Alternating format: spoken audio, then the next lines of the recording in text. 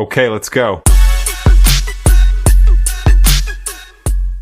ஒரு அடர்ந்த காட்டுல ஒரு அமைதியான ஆசிரமத்துக்கு பக்கத்தால அமைதியே இல்லாம ஒரு குரங்கு வாழ்ந்து வந்துச்சு. அந்த குரங்குக்கு நீங்க உங்களுக்கு பிடிச்ச பேரை நீங்க வச்சுக்கலாம். ஒரு மரத்துல இருந்து அடுத்த மரத்துக்கு தாவறது அதுக்கு ரொம்ப பிடிச்ச ஒரு விஷயமா இருந்தது. அதுகிட்ட இருக்கிற ஒரு சின்ன பிரச்சனை என்ன தெரியுமா? கவன சிதறல். தன்னுடைய வேலையை முடிக்காமலே விட்டுரும். அதனுடைய வேலையே மரம் விட்டு மரம் தாவறது தான். ஆனா அதுக்கு ஒரு கனவு இருந்தது. காட்டிலேயே ரொம்ப உயரமான மரத்துல ஏறணும் அப்படின்றது தான் அந்த குரங்குடைய கனவு. ஆனா ஒவ்வொரு வாட்டியும் பாதி வழியில இது ரொம்ப கஷ்டமா இருக்கு, இன்னைக்கு ஏறது கஷ்டம், நாளைக்கு பண்ணிக்கலாம் அப்படின்னு நினைச்சு கீழே இறங்கிரும். இப்படியே தான் தினமும் பண்ணிக்கிட்டு இருந்தது. ஒரு நாள் ஆலமரத்துக்கு அடியில அமைதியா தியானம் பண்ணிக்கிட்டு இருந்த ஒரு வயதான முனிவரை அந்த குரங்க பார்த்துச்சு. ரொம்ப ஆர்வமா அவர்கிட்ட வந்து, ஞானியே, நான் காட்டுல ரொம்ப உயரமான மரத்துல ஏறதுக்கு முயற்சி பண்ணிக்கிட்டு இருக்கேன். ஆனா அது என்னால முடியல. அது சாத்தியம்னு எனக்கு தெரியல. உங்ககிட்ட ஏதாவது ஒரு சக்தி இருந்தா எனக்கு கொடுங்க. அதை வச்சு நான் காட்டுல ரொம்ப உயரமான மரத்துல ஏறணும், அது என் கனவு அப்படின்னு சொல்லிச்சு. முனிவர் உடனே கண்ணை திறந்து அந்த குரங்க பார்த்து, நான் உனக்கு ஒன்று காட்டுறவா அப்படின்னு சொல்லி குரங்க கூட்டு போனாரு. அங்க ஒரு சின்ன குடிசை இருந்தது. அந்த குடிசைக்கு பக்கத்தால ஒரு உயரமான மரம் இருந்தது. அந்த மரத்துக்கு பக்கத்தால ஒரு பழைய மர ஏணி இருந்தது.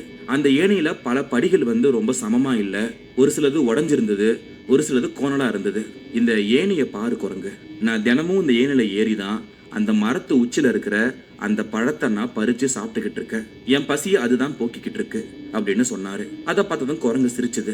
எது, இந்த ஏணியா? இது பார்க்கவே ரொம்ப பலவீனமா இருக்கு, அதுல எப்படி நீங்க ஏறி பழத்தை பறிக்கிறீங்க, அதுவும் அந்த உயரமான மரத்துல போய் அப்படின்னு ரொம்ப நக்கலா சொல்லுச்சு. ஓ, நீங்க என்ன சந்தேகப்படுறியா? சரி, நான் பண்றத பாரு அப்படின்னு சொல்லி அந்த ஏணியில முதல் படியில காலை வச்சாரு. அப்புறம் ரெண்டாவது படியில மெதுவா ஆனா உறுதியா புடிச்சு மேல ஏறினாரு. சில நிமிஷத்துல இப்படியே ஒவ்வொரு படியா மேல ஏறி கொஞ்ச நிமிஷத்துல உச்சிக்கு போய் ஒரு பழுத்த மாம்பழத்தை பறிச்சாரு. திரும்பவும் மேல இருந்து குரங்க பார்த்து சொன்னாரு, பாத்தியா, நீ முடியாதுன்னு சொன்ன, நான் அழகா மேல ஏறி வந்து பழத்தை பறிச்சுட்டேன் அப்படின்னு சொல்ல குரங்குக்கு ரொம்ப ஆச்சரியம். அதை அவர் எப்படி பண்ணாருன்னு தெரிஞ்சுக்கிறதுக்கு கீழே அமைதியா காத்துட்டு இருந்தது. அந்த முனிவரும் கீழே வந்தாரு. அதுக்கான காரணத்தை சொல்ல ஆரம்பிச்சாரு.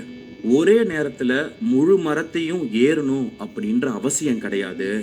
நம்மளுடைய கவனம் அந்த மரத்து மேல ஏறணும், பழத்தை பறிக்கணும்ன்றதை தாண்டி நம்மளுடைய கவனம் அடுத்த படியில மட்டும் இருந்தா போதும் அப்படின்னு சொன்னாரு. அதை கேட்ட அந்த குரங்குக்கு ஒன்றும் புரியல.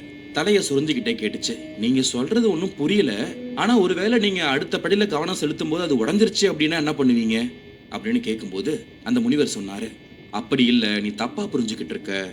உன்னுடைய கனவு அந்த மரத்துக்கு உச்சிக்கு போறதா இருக்கலாம், ஆனா உன்னுடைய இலக்கு அடுத்த படி மேலதான் இருக்கணும். அது உடஞ்ச படியா இருந்தாலும் ஒவ்வொரு படியா நீ கவனமா எடுத்து வச்சு அடுத்த படிக்கு போகணும். ரொம்ப முக்கியமானது நீ உச்சிக்கு போற அப்படின்றது கிடையாது, நீ எந்த அளவுக்கு முன்னேறி மேல போற அப்படின்றது தான். அவர் சொல்ல வந்த விஷயம் அந்த குரங்குக்கு ஓரளவுக்கு புரிஞ்சுது. ரொம்ப உற்சாகமா அடுத்த நாள் போச்சு. காட்டுல ரொம்ப உயரமான மரத்துல ஏற ஆரம்பிச்சது.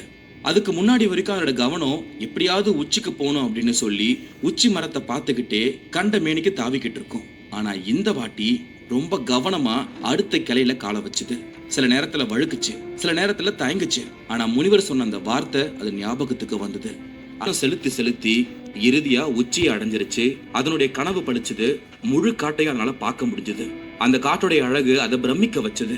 அதனுடைய பல நாள் கனவை முனிவர் சில வார்த்தைகளால நிவர்த்தி பண்ணி வச்சாரு. திரும்பவும் கீழே இறங்கி வந்த அந்த குரங்கு சொல்லுச்சு, ரொம்ப நன்றி முனிவரே, இது இவ்வளவு எளிமையா இருக்கும்னு நினைச்சு கூட பார்க்கல. நீங்க சொன்ன விஷயம் ரொம்ப நல்ல விஷயம். ஒரு நேரத்துல ஒரு படி எடுத்து வச்சா போதும். அதுக்கு அந்த முனிவர் சொன்னாரு, வாழ்க்கை ஏணி மாதிரி தான். உன்னுடைய கனவு இலக்கு ரொம்ப உயரமா இருக்கும், ரொம்ப தூரத்துல இருக்கும். அவ்வளவு தூரத்துல இருக்கிற விஷயத்த நான் எப்படி அடையிறது அப்படின்னு நினைச்சு கவலைப்பட்டுட்டு இருக்காம ஒவ்வொரு நாளும் ஒரு சின்ன படி எடுத்து வச்சாலே போதும், நீ எவ்வளவு தூரம் போகணும்னு நினைச்சியோ அவ்வளவு தூரத்துக்கு போவ அப்படின்னு சொன்னாரு. இந்த கதை சொல்ற நீதி என்ன அப்படின்னா, நம்மள நிறைய பேருக்கு நிறைய கனவு இருக்கும், பெரிய இலக்கு இருக்கும். அந்த கனவு எல்லாமே ரொம்ப பெருசா இருக்கும். அந்த கனவை எப்படி அடையிறதுன்னு யோசிச்சு பயந்து அது நமக்கு எட்டாத ஒரு கனவு அப்படின்னு நினைச்சு போறதை விட அந்த கனவுக்காக நீங்க எடுத்து வைக்கிற முதல் படியில ரொம்ப கவனமா இருப்பீங்க. ஆனா அடுத்த படியில நீங்க கவனம் செலுத்தாம கனவை மட்டும்தான் நீங்க யோசிச்சுக்கிட்டே இருப்பீங்க.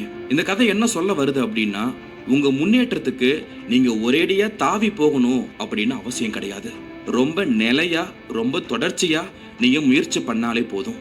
அந்த முயற்சி ஒவ்வொரு படிக்கட்டா இருக்கணும். நாம தடுமாறினாலும் பரவாயில்ல, தயங்கினாலும் பரவாயில்ல, நீங்க ரொம்ப உறுதியா இருக்கீங்களான்றத மட்டும் நீங்க ஞாபகம் வச்சுக்கோங்க. சின்ன சின்ன படியா நீங்க ரொம்ப கவனமா ஏறும்பொழுது உங்களுடைய கனவு இலக்கு எவ்வளோ பெருசா இருந்தாலும் சரி, கண்டிப்பா அதை நோக்கி உங்களால செல்ல முடியும்.